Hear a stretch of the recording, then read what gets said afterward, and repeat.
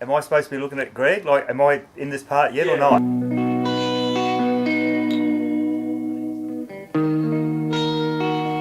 Again? Okay, hang on. Okay. He's forgotten it. Tell him again what it is. Got it.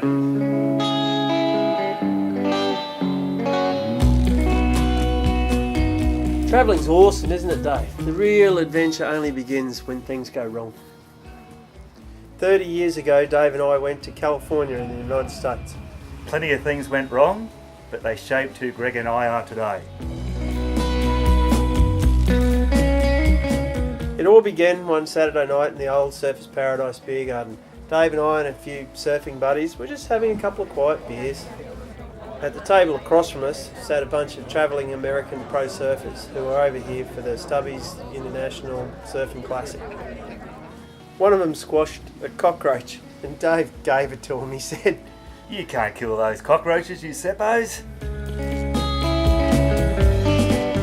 We ended up drinking with them and taking them out in the town, and they were absolutely blown away by the fact that you could be 18 and go to nightclubs and party on and have a great time. I was actually on the dole, and I spent a lot of time hanging out with them and surfing nearly every day with them. And one of them, his name was Scott, invited me to come and stay at his house in California if I ever went over there. So Dave and I are at the airport ready to go, and it was all good because Scott had given us his details. We'd written to each other and he said he'd pick us up from Los Angeles airport, so we were all set to go. I was really stressing out, but Greg reassured me that they're going to be there to pick us up at LAX when we get there. So we took off, and about half an hour into the flight, the free drinks trolley comes along. I get a beer, Dave gets a rum and coke, and he looks out the window and... I said to Greg, "China, we're on our way." And he swings round and knocks a full glass of rum and coke right onto my lap. We arrived in Honolulu to go through customs. And I was questioned by this huge black Hawaiian guy who looked at me and said, "Anything to declare?" Being an asthmatic, I had quite a lot of prescription drugs with me that the doctor had given me, and naturally I replied, "Yeah, I've got a bunch of drugs in my bag." And an instant later I was surrounded by about two more big Hawaiian dudes from customs. So when they tipped my bag out and saw all the medications, the first customs guy just laughed and said, "We call those things meds, and you should call them that too."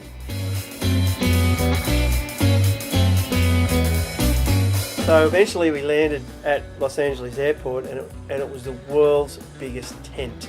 It was being remodelled for the upcoming 1984 Olympics. It was beyond chaos for us unexperienced travellers. Inexperienced. We looked everywhere for Scott, and we just didn't stand a chance. We couldn't see him anywhere. So after about half an hour, Dave decided he wanted to go back to Australia. We knew we had to get down to Scott's house, which was in Carlsbad. About 100 mile away, so we got a taxi to downtown LA. Getting a taxi was really weird because the taxi rank was in the middle of an 8-lane highway. So once we got the cab, we then got to the Greyhound depot, and it was an 8-storey high-rise building, and there weren't even any signs on it. We asked for 2 tickets to go to Carlsbad, but they said San Diego Express, so we waited at gate 11. So we got out of the elevator carrying all our gear, and it's a huge room with doors everywhere and people cruising around, but we were the only white people. We didn't really know what to do, so we asked this very colourful gentleman who had a ghetto blaster about the size of a small refrigerator attached to his shoulder, and he said we'd have like 30 seconds to catch the bus, and we just had to stand outside door 11 at the specified time. So at exactly 9:35, the door opened, the driver walked out, turned around, and we were millimetres behind the guy. So Dave and I finally relaxed a bit. After a while I looked out the window and I saw a freeway exit sign that said Carlsbad. So I leaned over and said to the driver, "When do we stop at Carlsbad?" And he said, "Why? This is the San Diego Express. We drive straight past Carlsbad." So from San Diego we had to catch another bus back up the coast to Oceanside, which is next to Carlsbad. And at like 2:30 in the morning, 1:30 in the morning, we get out and there's one taxi, which we eagerly jump into. Pretty soon we gave up trying to find Scott's house, so we looked up a new address. So about 3 a.m. we get to this other house, Greg Marshall's house, because we had his address, and we soon discover it's his mum's house, but we were allowed to stay for the night. So the next morning I woke up about 8 o'clock and no one was home. So I went and woke Dave up and said, what are we going to do? So anyway, I decided I had to have a shower because I still stank of rum and coke, and looked right through this big house and all I had was bathtubs, so I'm having a bath.